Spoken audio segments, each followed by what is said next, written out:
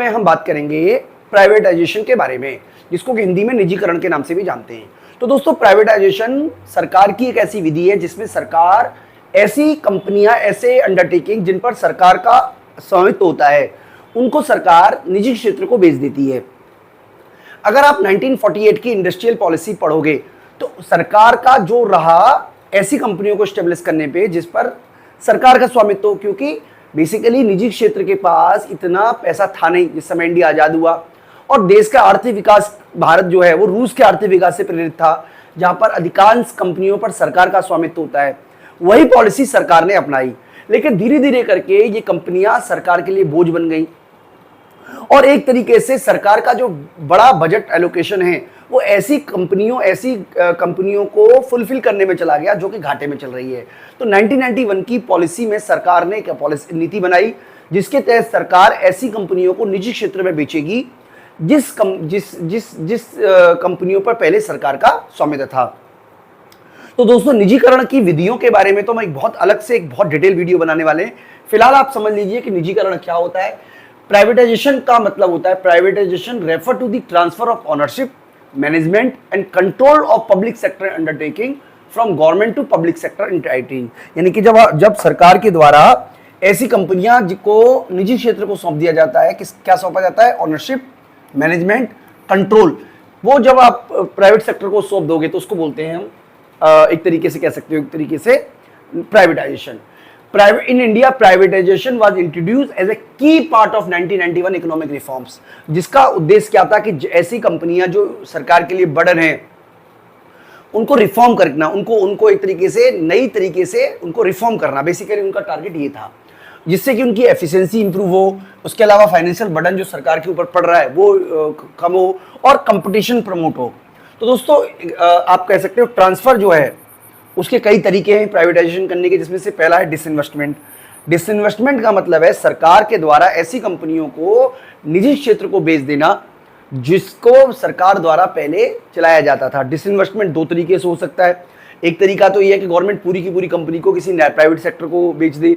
जैसे हाल फिलहाल में अब एयर इंडिया की बात करें, एयर इंडिया को भारत सरकार की, उसके पास भारत सरकार का बहुत बड़ा स्टेक था, उसको बेच दिया गया है एक तरीके से टाटा ग्रुप को। अब इसका मतलब है उसका पूरा मैनेजमेंट टाटा के पास में, टाटा ही उसकी ऑनर हो गई, सारा काम टाटा करेगी। अब इंडियन एयरलाइंस में भारत सरकार का जो कंट्रीब्यूशन है वो नहीं के बराबर रह गया।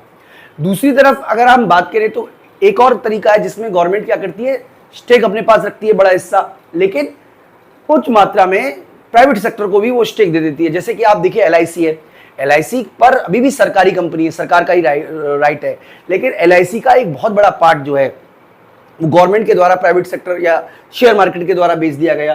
तो सबसे पहला डिसइन्वेस्टमेंट है। Disinvestment involve selling of a part of the government it stake PSU to public और private investor while remaining ownership control. दूसरा तरीका है माइनॉरिटी स्टेक सेल्स, यानी कि इसके अंदर गवर्नमेंट क्या करती है, अपना जो स्टेक है वो 50% से ऊपर रखती है, लेकिन जो छोटा मोटा स्टेक है यानी कि 49% तक का इंडिविजुअली मार्केट में बेच देती है। इस तरीके को भी गवर्नमेंट यूज करती है।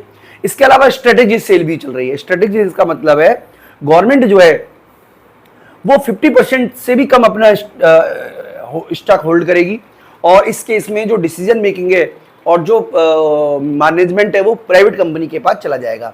यानी कि तीन तरीके हमने आपको बताया।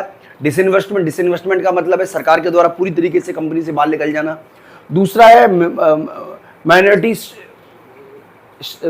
स्टेक सेल्स, यानी कि गवर्नमेंट के द्वारा जो 100% है उसमें से 40%, 50% नहीं, 40%, 42%, 49% तक वो बेच सकती है। और स्ट्रेटेजिक सेल का मतलब है गवर्नमेंट ने ऐसे कई सारी कंपनियों को का बड़ा हिस्सा, 50% से भी बड़ा हिस्सा प्राइवेट कंपनियों को बेच दिया है, ताकि मैनेजमेंट और कंट्रोल उनके पास चला आए। तो ये तीन तरीके से दोस्तों हो सकता है। बात करें कि आखिरकार रीजन क्या रहे गवर्नमेंट के द्वारा डिसइन्वेस्टमेंट करने के, तो मैं आपको ऑलरेडी बता चुका हूं दोस्तों। गवर्नमेंट ने 1948 के बाद धीरे धीरे करके बहुत सारी कंपनियों का एस्टेब्लिशमेंट किया। कंपनियों ने शुरुआत में कुछ प्रॉफिट भी दिखाया, लेकिन धीरे धीरे करके पुअर परफॉर्मेंस उनकी वजह रही। पुअर परफॉर्मेंस की वजह से धीरे धीरे जो घाटा है, जो लॉसेस हैं इस तरीके के सेक्टर में वो लगातार बढ़ते चले गए। और जब लगातार लॉसेस बढ़ते चले गए तो सरकार के लिए उनको अपने पास रखना एक तरीके का बर्डन था। और कौन सी सरकार चाहेगी कि ऐसा पैसा जो पब्लिक वेलफेयर पे खर्च किया जा सकता है, जो नए इंफ्रास्ट्रक्चर डेवलपमेंट भी किया जा सकता है, उस जिससे कि पब्लिक का फायदा होगा, लोग तभी तो वोट देंगे। जब आप रोड बनाओगे, सड़क बनाओगे, लोगों के वेलफेयर के लिए उज्ज्वला योजना चलाओगे, लोगों के वेलफेयर के लिए पीएम आवास योजना चलाओगे, तभी तो लोग आपको वोट डालेंगे। किसको क्या फर्क पड़ रहा है कि कौन सी कंपनी को घाटा हो गया। तो सरकार की पॉलिसी बिल्कुल सिंपल रही कि घाटे वाली कंपनियों को बेच दिया जाए। इसीलिए तो आप देखिए बिजली कंपनियों का बहुत सारे स्टेट में निजीकरण हो गया, प्राइवेटाइजेशन हो गया है, क्योंकि घाटे में चल रही थी और अल्टीमेटली इसकी भरपाई आपको और हमारे को ही करनी पड़ती है। तो सबसे पहला है रिड्यूस गवर्नमेंट डेफिसिट, यानी कि मैंने आपको बताया सरकार के लिए ये फाइनेंशियल बर्डन बन गई थी और सरकार अपने फाइनेंशियल बर्डन को कम करना चाहती थी, इसीलिए गवर्नमेंट को प्राइवेटाइजेशन किया। इसके अलावा एफिशिएंसी की जरूरत थी। जहां पर पब्लिक सेक्टर की बात आ जाएगी, ऐसा देखने को मिला है कि वहां पर इनोवेशन की कमी होती है, एक तरीके का मैनेजमेंट भी इस तरीके का नहीं होता कि लोगों से काम करवा पाए। लेकिन जैसे ही प्राइवेट सेक्टर आएगा, क्योंकि प्राइवेट सेक्टर में तो उसी की नौकरी बचेगी जो अच्छी तरीके से परफॉर्म करेगा। इसके अलावा ग्लोबलाइजेशन एंड कॉम्पिटिटिवनेस, देखिए मार्केट लगातार बदल रहा था, मार्केट बदलने से जो प्राइवेट सेक्टर हैं, जो पब्लिक सेक्टर हैं, वो इस तरीके का प्रोडक्ट नहीं बना पा रहे थे कि कॉम्पिटिटिव मार्केट में सामना कर सकें। इसीलिए सरकार ने यह फैसला लिया कि धीरे धीरे करके कुछ इंडस्ट्री को छोड़कर धीरे धीरे प्राइवेटाइजेशन किया जाए। इसके अलावा गवर्नमेंट को अपने बजट रेवेन्यू को में बहुत सारे नीड्स को पूरा करने के लिए पैसा चाहिए, रोड बनाने, सड़क बनानी है, पुल बनाने हैं और न जाने किस तरीके के काम इंडिया को करने हैं, इन सब के लिए भी पैसा चाहिए।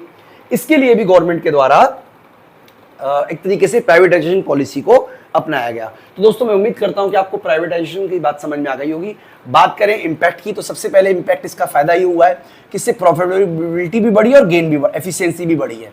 तो इसको दोस्तों आप लिख सकते हो कि many private companies witness significant improvement in term of profitability, efficiency, productivity post privatisation. जिससे कि मान लीजिए भारत एल्यूमिनियम है, मारुति उद्योग है। मारुति उद्योग पहले भारत सरकार की कंपनी हुआ करती थी, अब आप देखिए भारतीय मारुति उद्योग जो है वो भारत की सबसे बड़ी कार विक्रेता कंपनी बन चुकी है। इसके अलावा सरकार अपना फिस्कल डेफिसिट सरकार का घटा है। डेफिनेटली जब आपको बहुत बड़ी मात्रा में ऐसी कंपनियों को लॉस की फुलफिल करना पड़ेगा जो घाटे में चल रही है, तो सरकार के लिए वो बर्डन ही होगी। तो अच्छा है जो बर्डन में कंपनियां उनको बेच दिया जाए। इसके अलावा स्टॉक मार्केट एक्टिविटी भी बढ़ी है। गवर्नमेंट के द्वारा बहुत सारी पीएसयू की लिस्टिंग स्टॉक मार्केट में की गई है।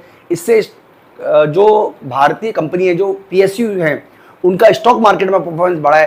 दोस्तों मैं आपको बता देता हूं कि स्टॉक मार्केट में तो एक पीएसयू इंडेक्स भी है, यानी कि ऐसे कंपनियां जो सरकार की ओनरशिप रख रही है, उन्होंने पिछले सालों में बहुत अच्छी परफॉर्मेंस की है। लॉसेस एंड रेजिस्टेंस, प्राइवेटाइजेशन और इसकी वजह से, प्राइवेटाइजेशन की वजह से काफ़ी सारी जॉब गई हैं। पीएसयू में बहुत सारे एम्प्लॉय जो काम कर रहे थे, जब उनका प्राइवेटाइजेशन हुआ तो ऐसे बहुत सारे लोग थे जो इस काम के लिए फिट नहीं थे। डेफिनेटली कोई कंपनी इन बर्डन को अपने पास रखना क्यों चाहेगी, और इसकी वजह से काफ़ी सारे जगह विरोध भी हुआ इस तरीके की चीज़ों का।